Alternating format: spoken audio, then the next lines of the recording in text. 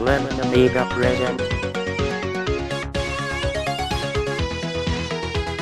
a Playguide video review. Sit back and enjoy the show.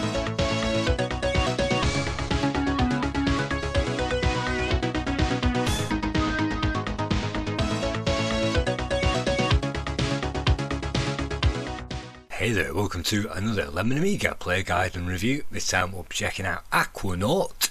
This was developed by Phil Rushton and published by F1 Licenseware in 1995.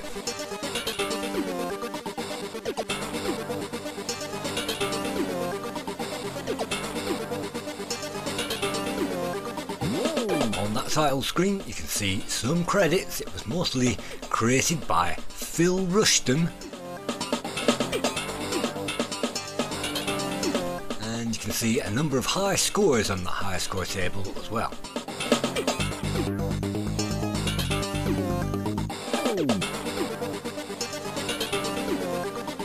This is an F1 licenseware title, so this wasn't full price, but it's not exactly PD either, so let's press that fire button and let's check this game out.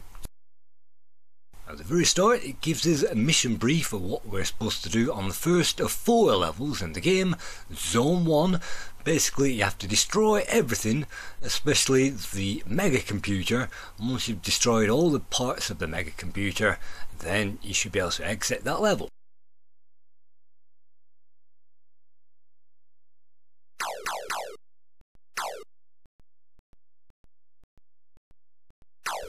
In this game we take control of a submarine which looks a bit like a spaceship, and you can see bubbles rising from the floor as well. All of these levels will be underwater.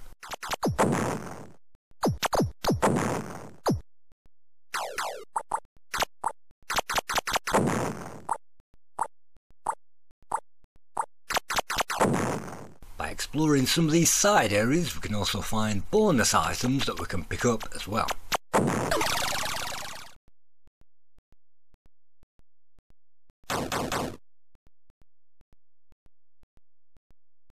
Now it's just the art of exploring, and all these things, once they're dead, but unfortunately if the missiles collide with something and blow up, that means they will respawn if you wander back onto that same screen again. By pressing the F keys we can cycle through some more weapons, and you can see that we have some missiles. If we hold down that fire button we prime that extra weapon and we fire those missiles.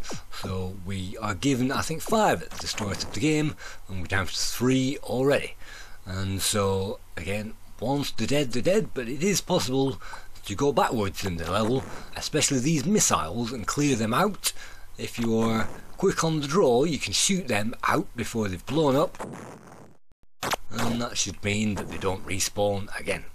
And if they do respawn again, well, that's no big deal, particularly sometimes when you will find dead ends and you'll have to go back the way you came. In this particular dead end it gives us some bonuses, and maybe it will give us part of that supercomputer as well. Let's have a look, and no, there's nothing down here, so the bonuses are all hidden in these barrels. By shooting them we can pick something up, and that means we've now collected some rebound shots, and that rebounder is perhaps the best weapon in the entire game.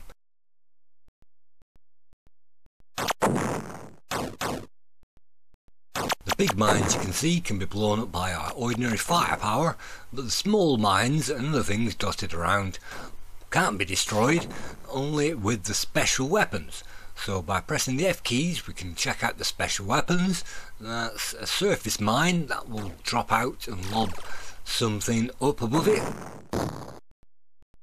And so these are the rebounders, and by holding down that fire button to prime them they'll be fired out at 45-degree angles. So as long as you are in front of something that you immediately want to blow up at 45 degrees, that means you can blow it up, and hopefully the rest of them will bounce around that level.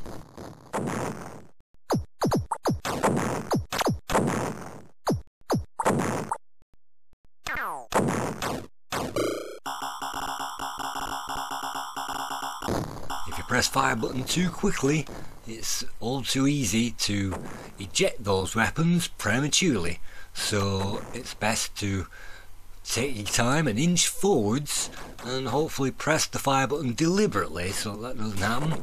And you can see the rockets, they fire at an angle, but it's not the correct angle unfortunately to kill this rocket, and usually unless you are strafing an enemy it won't take too much damage off us.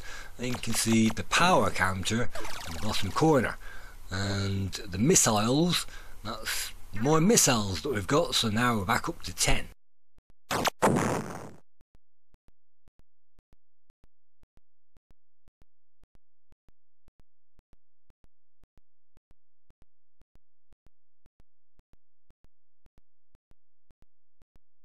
With this game it's the art of creeping around and trying to destroy things from a safe distance when it appears, and sometimes these dead ends are great because if you don't know the way to go, if you find a dead end, then you can rule that way out.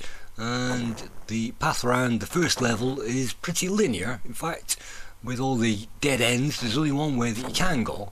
So I'm going to save the rebound for now.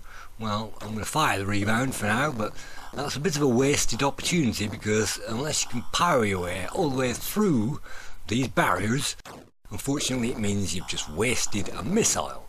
But we have managed to get through.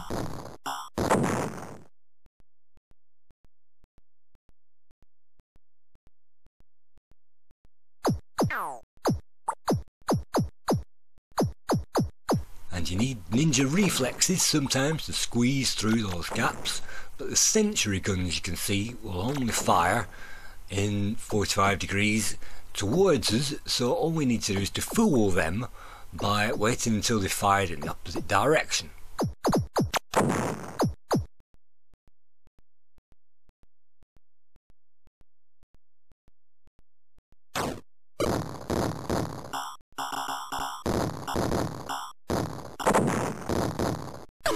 He gives us extra depth charges, and we've just collected some extra energy, so now we'll have full health. You can also see at the bottom of the screen we've got 5 lives, and we also have 5 left in our special weapon, the rebound. You can see every time we press that fire button the charge will go up, and if we hold that all the way down that will release. So that's a nice effect, and that's very funky to see that. And even though there are only 4 levels in the game and there is no time limit, the art of this game is definitely creeping around the levels and trying not to get hit, because if you rush into the action gung-ho you'll definitely get blown up. And that's one of the frustrations of the game. If you take your time you can go slowly as you like through these things, and the atmosphere builds up. That's the first power beam disabled, and so a power beam or whatever it said, and so we'll have to disable a number of those per level. You'll have to find them, and it will give us a map later on so that we can actually see where they are. For now we'll just have to fall over them and we'll have to destroy them, and there you go, that's the map. So that's where we are. We've got 2 more to find, and by following the map down you can see we need to cut across to one and then all the way back to get the last one on the level. And you can see just by rushing into that action we've just been pasted, and our energy is now halfway down. We're going to have to be very careful from now on in, and most of these side chambers only contain extra weapons. The only problem is it's going to take weapons to get in there. So if we don't conserve our weapons, it is entirely possible in this game to be locked out and find yourself in a dead-end situation when you don't have the weapons to get through an area, i.e. the bouncing balls, because you've already used them up before. So it is a moment, so we are definitely going to have to explore all of these side rooms in order to find A, where we're supposed to go, and B, we need more of those rebounders. We've got 3 left, and sometimes it has to give you the power up, that's an energy replenisher, and sometimes you've got no choice but to pick that up. But it is possible, of course, to memorise where they are on the first level, and even though this level is huge, it's not actually as huge as the Turrican game. It's the fact that it simply wraps around itself. So do we waste? I'm not quite sure whether we waste one of our big weapons, and that's got rid of a block, and it's also triggered an enemy. So again, once the enemies are dead, that's fantastic. Let's get rid of that. And I'm highly debating whether I really should use a rebounder, and we managed to fit through that gap.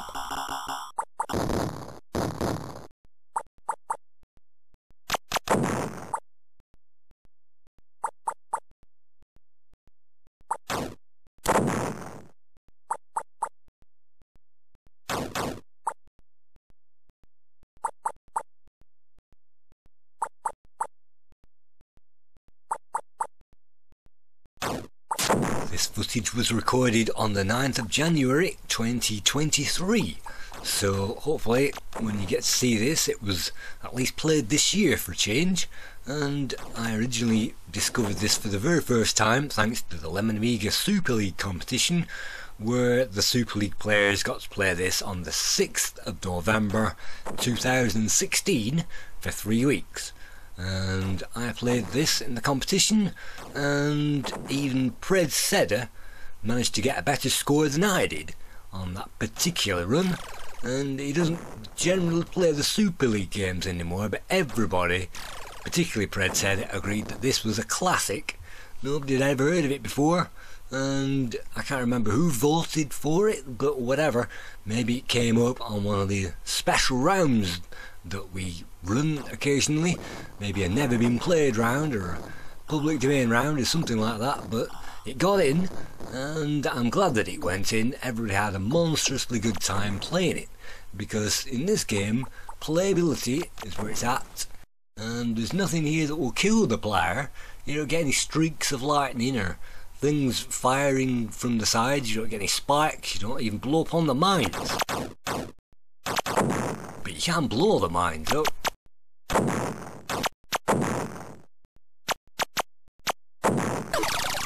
And that's some missiles, so we're down to 1 rebounder, but we do have 12 missiles. So, okay, maybe these floating mines are dangerous because you can't blow those up with any weapon, and you'll just have to dodge them. If you get caught out, then that's going to waste half of your energy, but it's not necessarily life over.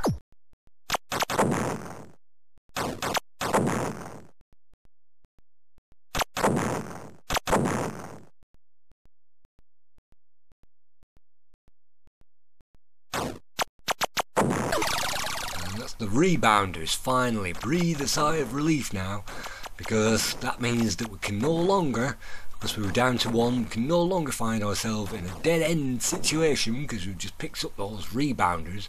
In fact, we've got lots to spare. But it's a thinking man's shooter according to some of the reviews I've read online, and thinking person's shooter it definitely is.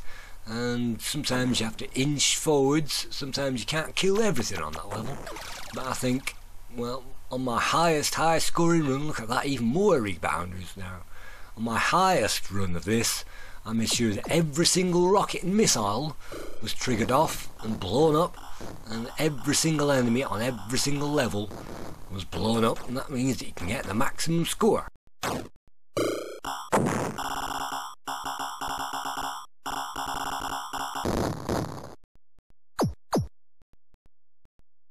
That was another one of those power beams or computer bits blown up, so hopefully that just means that there's one more on the level to find, and if I can remember where I'm supposed to go from the map, it would be a great thing.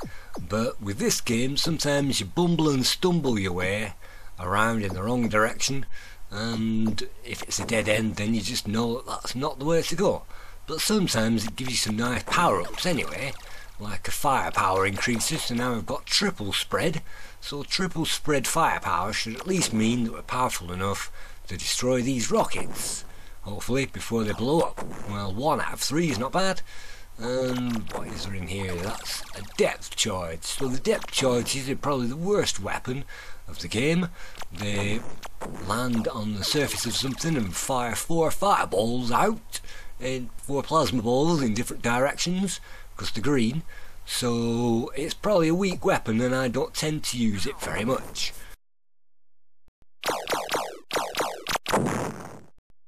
But rushing into areas thinking that you're highly skilled with this game usually leads us to a rocket up our backside, so it's probably better off if you sneak around the levels, and that all adds to the atmosphere which this game has got in spades. You might notice that it doesn't have any music going on, unfortunately, and sparse sound effects as well. Barely any anyway. And we've played some games this series that have barely any sound effects, and this is definitely one of them.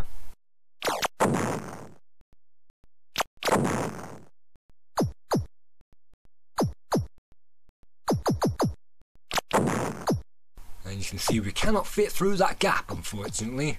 We can't fit through that gap, and that's a visual element. There'll be some gaps that we can't fit through on every level. So on my play of this in 2016, I managed to get up to level 4, but I didn't quite beat the game. I almost beat the game. I beat the game 97%, but I didn't quite beat the final boss or something like that. I was right up to the end of the final level, but I couldn't quite do it if memory serves. So I've never beaten this game, even if you take your time playing it and playing it for hours. This is definitely one of those games you can spend hours on. Let's just destroy this. And all beams are now disabled. Now locate the exit. So we now locate the exit. I presume it's down here because this is the only exit that we haven't been to. We've been above and every other way. And there are precious few maps on the first level, so if you don't know the way to go, you have to memorise that. And I think all of those maps are on the Hall of Light, or at least they are available at some point, even in the game itself. So I've definitely spent ages poring over the in-game maps, trying desperately to memorise ones for us to go. And back in the day we didn't have maps unless we had a magazine, and no magazines ever printed a map of this game because it was only ever reviewed in 2 magazines.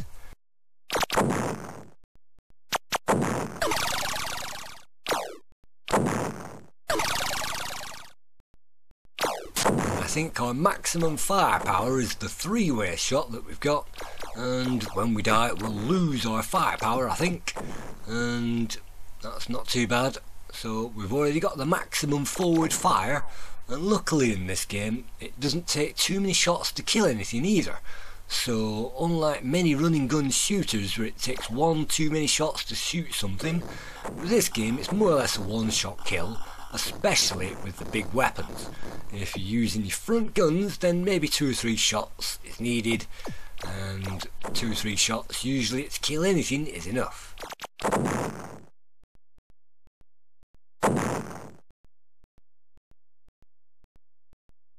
Worth clearing out all of these areas just so that you can find everything, and I think you even get a bonus score for blowing the mines up as well, which is also a gamble if you're playing this for a SuperLeague competition, because obviously if you use up all your missiles on this level, I'm not quite sure whether those get recharged or they carry over onto the next level, and we're soon going to find out because we've already collected now all those computer bits, so we need to now make our way towards the exit.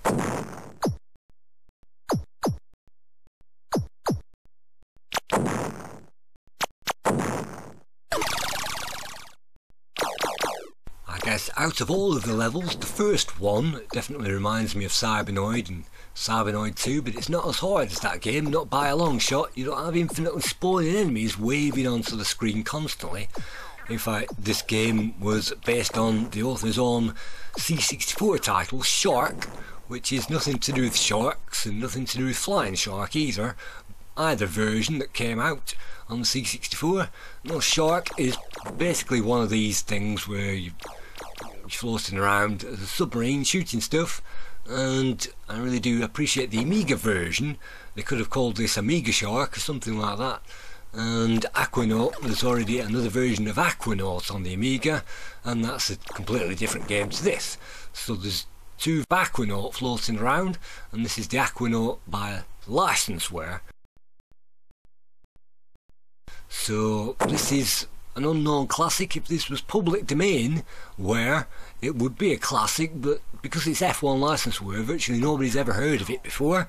So if you're making a list of top 10 classic cheap games that you've never heard of and Commodore Amiga that are actually bags of fun and got tons of character and playability, and if you die it's basically your own fault, then this would be up there in maybe the top 100. But there are so many games on the Amiga that hardly anybody's ever heard of, because there are so many games on the Amiga, and only people have heard of the most common 1,000 of those, so that means there are 2,000 games on the Amiga that nobody's ever heard of. So now we've reached the first level boss. I'm firing my missiles into that thing, and this is the first time I've played it since 2016, so I'm struggling to remember how I'm supposed to do it. But hopefully if I can avoid its firepower, then that should help me get rid of it. And because those claws are flashing, it gives away the fact I'm supposed to hit those. And actually these rebound shots are wonderful, because the same shot will bounce around the screen and it's very powerful. It will knock it out, and it might even rebound a few times and hit the same point twice. So you can see the bosses are respectable. They're not too hard, it's a joke, but they will wipe out some energy if you get in front of them. That's fantastic. Level 1 completed. Bonus score. And so 6 distress beacons have been detected. We're supposed to locate and rescue the stranded mine personnel, then find the exit. So 6 distress beacons from stranded mine personnel. So I think we have to pick up some survivors on this level, and that's great that it shakes things up a bit.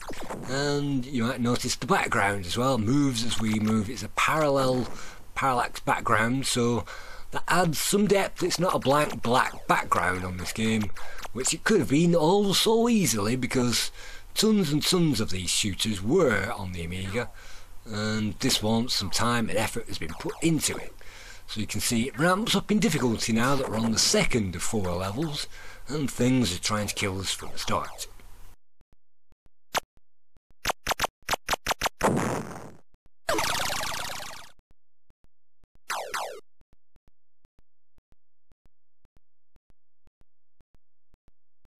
We do have a stock selection of the big weapons at the start, but none of our weapons have actually carried over from the previous level, so it's a good job to use up all them on the previous level. The mines on this level will now begin to kill us, which is fantastic, but we can still actually destroy them, the big ones at least, with our forward firepower. You can see there's even bits on the level that we can get through, and some of those actually require us to fire our missiles into them to get through into secret areas. And there are secret areas and secret bonus areas that we found, the majority at least, during that competition, as we explored every millimetre, never mind every inch, of this game and crawled through it. So we're already on level 2. It's taken us 20 minutes to get through it. It takes maybe 20 minutes to get through every level, and there's a space that we can't fit through.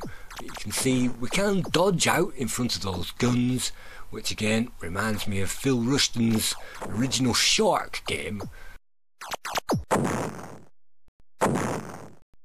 And that just tells you how difficult the second level is. If you're rushing into it, as soon as you move down into an unknown area, it will have a rocket, and I'm not quite sure how rockets work underwater, but it is possible in this game to get through to those items.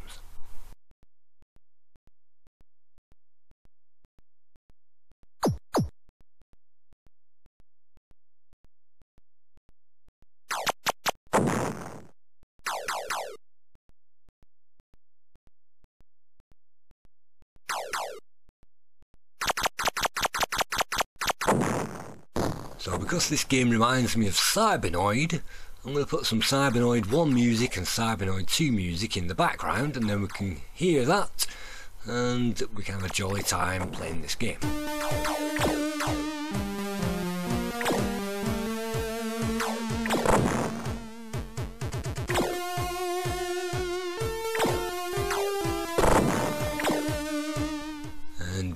Looks like we had to blast into this area. It's not automatically obvious that you can do, but you can see one of the guys that we're supposed to collect, and there has to be some way of getting into that area.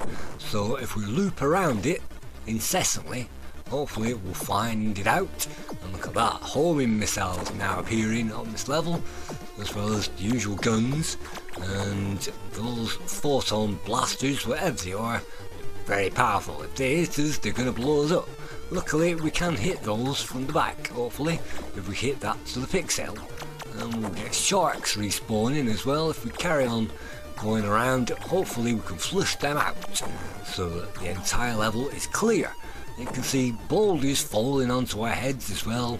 You'll need to make sure that the scenery doesn't collapse on top of us, and that's a unique feature to this game, and I haven't seen that in a game before, I don't think. There are definitely collapsible platforms in games, but this reminds me of a Titanic game where bits of the ceiling drop on us and trap us and things like that. You can see that one above us looks like it could be one that's going to fall on our heads. So if you see any single things like that, it's best to give them wide berth, and then they don't actually do any damage. See, look at that, there it goes. As soon as you get anywhere near them, they'll collapse, and when you move off the screen they'll respawn. So that means it's an ever-present danger. If you're running down into that level, you'll find that danger. Oh, look at that, that's another life over. And we did collect, or we have got another life from the previous level, so we're still on 4 at the moment, or maybe we pick one up at the score checkpoint.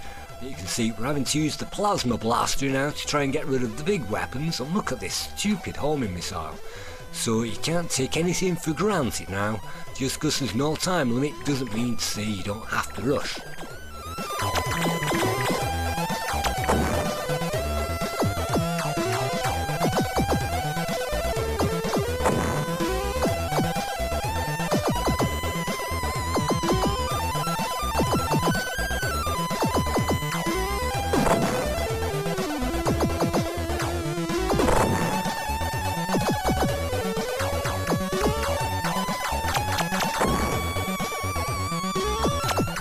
Remember rightly, this junction marks a very special junction in the game, and it's not a no way back, but if you go wrong in the level you definitely will have to go back to that spot. And down here I think there's at least one extra guy, at least a guy. What was that? Energy replenished, that's good, that gives us our energy back. So in theory you can carry the same lives through the game, and hopefully you won't get blown up too many times. It's generous with the health, but not to the point of holding the player's hand. You will definitely have to explore the levels, and look at that, that's another. Well, actually there's a guy down there, so I'm going to have to go that way anyway. Are we going to brave it? We're going to have to brave it at some point. We can't kill these enemies, so we have to get through it, and that's good work. Rescue, survivor, and now get on with rescuing the others. So that's our first survivor picked up.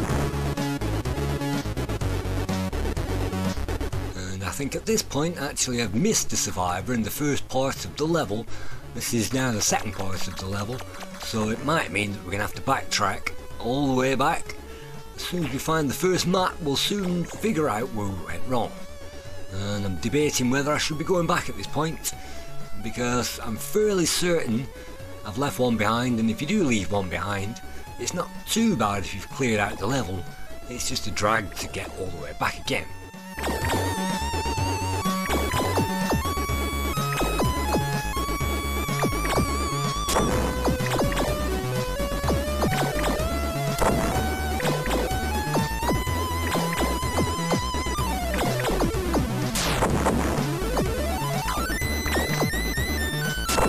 One missile left, so we'll have to make sure that we don't need that, and I think any of the bricks can be destroyed by any of the weapons, so it's not too bad.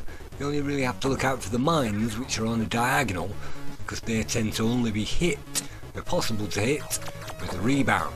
So this reminds me of kind of a Turrican 2 game or something like that. I'm not quite sure. Joe, we've got these mines and blow things up. Arabian Nights, we're riding on mine carts. That's fantastic. The graphics are tremendous in this game, and I've known full price games and Great Gianna Sisters and things like that that have pathetic graphics compared to this, and I've known full price games that have 8-bit quality graphics. This has definitely got 16-bit quality graphics, and it's highly polished, as you can see. tell us what things are, but that's a map.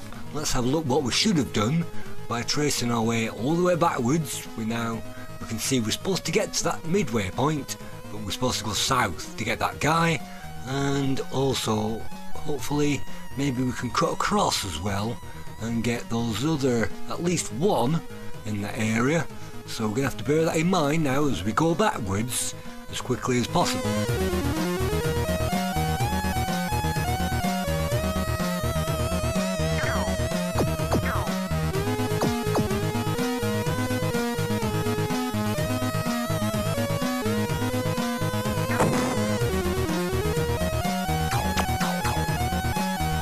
Cybernoid itself was released in 1988. It was published by Heaton, and it was coded by Raphael Kiko, or Seco, or however you pronounce that. And obviously Cybernoid is a unique type of a game, and Raphael went on to, I think, First Samurai and Second Samurai and things like that on the Amiga. And so definitely this game is kind of unique. You won't find too many of these on the Amiga.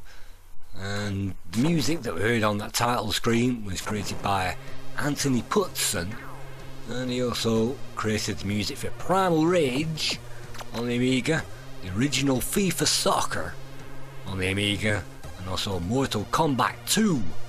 So if you played any of those games, you've heard the music by Anthony Putzen. And those are all full price games, so I'm not sure what he worked on after that, but you can see this one definitely punches above its weight. I'm not sure how much this was released for, maybe $4.99 or something like that. Budget was $7.99 back in those days, so I'm presuming this being licenseware, it wouldn't be much more expensive than budget at the maximum. So I'm presuming maybe $5.99, maybe if you bought F1 licenseware games, you can let me know in the comments, but whatever it was, it's definitely worth the price. I remember buying full price games and writing them off and having spent $25.99 on complete rubbish. And looking at you, Mighty Bomb Jack, money well wasted, because Mighty Bomb Jack has a bug in it and you can't even complete the game. So I've definitely known full price games with worse graphics, worse playability, worse fun, and worse playability and everything else, but this has got it in spades. So let's move down the level now and see if we can find the second guy in this section, hopefully. And I like the fact that spaceships will home in on us, and we've got precious little time to actually destroy those, and that keeps us on our toes. And if we have ninja skills, playing games like Rough and Tumble and Turrican, it means that we have to be quick on the draw. As soon as you see something, start firing into it and chase after it.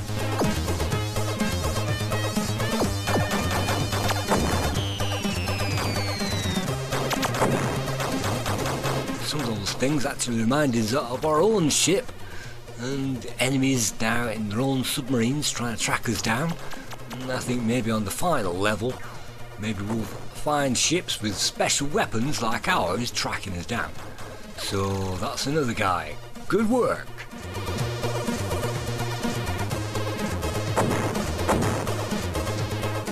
Unfortunately, I'm only going to get to the second level boss on this playthrough.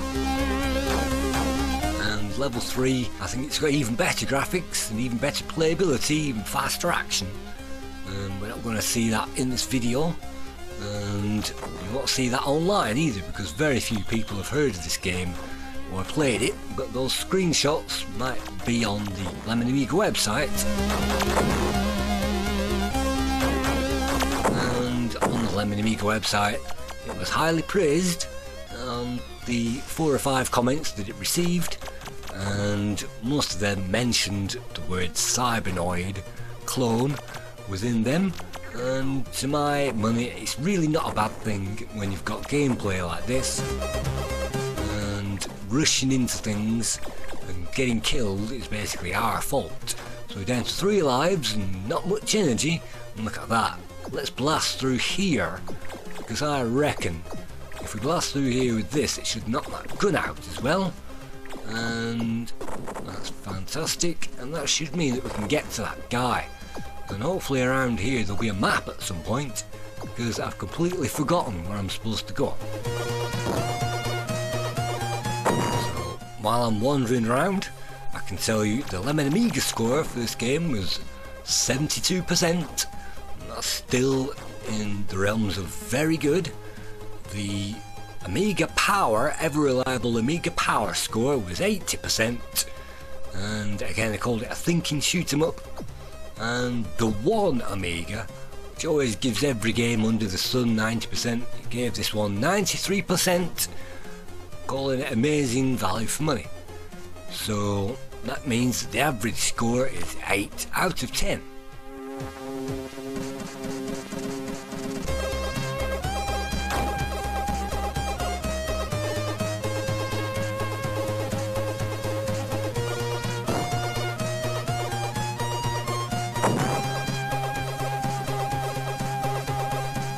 Moving through the second part of the second level, and once you've cleared everything it's pretty easy to negotiate your way back, at least, and there's no time limit. So I've just been around the houses looking for some more help. I can't find anything, so what I'm going to do is progress with this game and see if I can make my way towards the exit. I can tell you now, I'm not going to get through the second level boss, unfortunately, but at least we're going to get to see it, and that means that we're halfway through the game, and because I've almost completed it, it means I can do this play guide and I can tell you how to play it. So look at that, let's weave our way backwards and let's see if we can figure out where we went wrong, and let's see if we can backtrack our way all the way over there again. There are 2 more to find on this section, but unfortunately 1 to find all the way back. So I'm probably going to go all the way back at some point. I'll probably skip out that footage, so we're just going to have to look out for that in this playthrough. But while the map is still fresh in my mind, let's just head towards, or maybe not, let's head towards these ones. Let's see if we can figure out where we're supposed to go, and then once I've got the last ones, hopefully with just 1 more to go, then we can backtrack through that level. And so the enemy's not making it easy for us, and when we die you can see we've gone down to dual firepower, and so we'll need to collect those collectibles all over again. We'll have to power up all over again, and I think our big weapons as well, I'm not quite sure, but our big weapons are pretty precious. We'll have to find them. We've run out of missiles at the moment. That's not too bad because we've just found another guy. Let's collect him. So that means we've got 1 more to find on this level.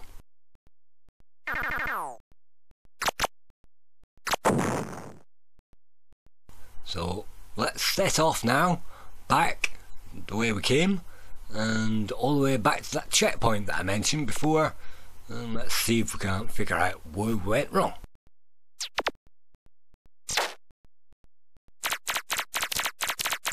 F1 licenseware did create a large number of great games, and we played some of them in the Lemon Amiga competition. They're not quite commercial, but they're not quite public domain either. So if you're in the mood for something that's been handcrafted, sometimes F1 licenseware is a great place to check those out. And I've no idea where you get those discs from now. Perhaps they're on the archive.org, but hopefully you can find them, and some of them are great and some of them aren't, and just like PD games, some of them are great and some of them aren't. So I've actually got huge respect for this game. I haven't got much time available. There we go, let's click that one. I haven't got too much time available to take my time over this, but if you were playing this, take your time. It's one of them that you can learn it bit by bit, hour by hour, day by day, until you get it right. And having got it right and figured out where you're supposed to go, then it makes it easier and makes it quicker as well, and you should be able to romp your way all the way to the exit without taking all this extra punishment that I'm doing at the moment. So let's fast forward and get back now to the end of the level, and it's pretty easy to find where the end of the level is. For one thing, it's a linear path, and the second thing is the enemies should be dead. So we're now getting there. That's a shark, that means that's as far as we got last time. So now the small problem, trying to find our way through now to the end of the level boss. And look at that. If you weren't aware of that particular one, then that's how you're supposed to blast your way through it, and that's definitely one good thing about those mines, whatever they are. And you have to keep your eyes out. I remember travelling around the level forever trying to find a way out, but it is possible. Unfortunately, those mines have got precious little, there you go, in effect of anything else, and it's just easier to blast them with the local blaster. Look at that, I think that's another hidden area. It's just easier to blast them with the blaster rather than rush it with that stupid landmine thing. But anyway, we still get 11 rebounds left, and that should be enough now to tackle that boss. It's got one weak spot on the beginning of that, where all the missiles are coming out from, and I've known myself fire the rebounders and it rebound into the boss without me having to do anything. I just stayed in this top corner and all those things disappeared into the boss. Of course, it's not going to do that on this playthrough. So thank you once again for watching another Amiga play guide, and I hope this has introduced you to Aquanaut by Philip Rushton. 8 out of 10, and I definitely think it deserves that. I've known games on different platforms and consoles that didn't even dream of being this good, and with some level music it could have been a full price release.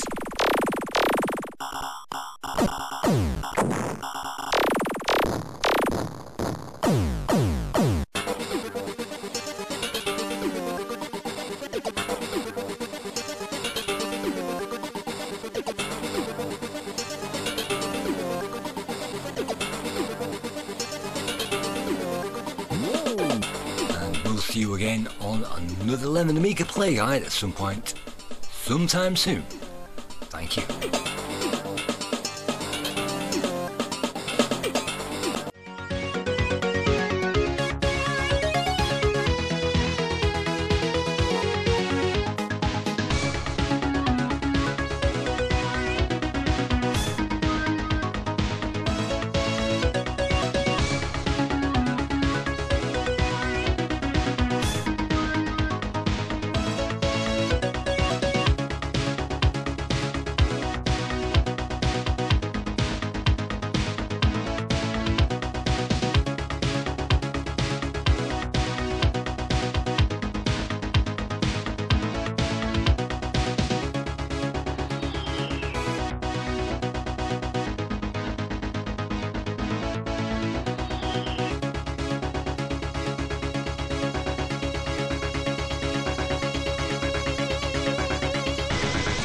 Adds some depth. It's not a blank background.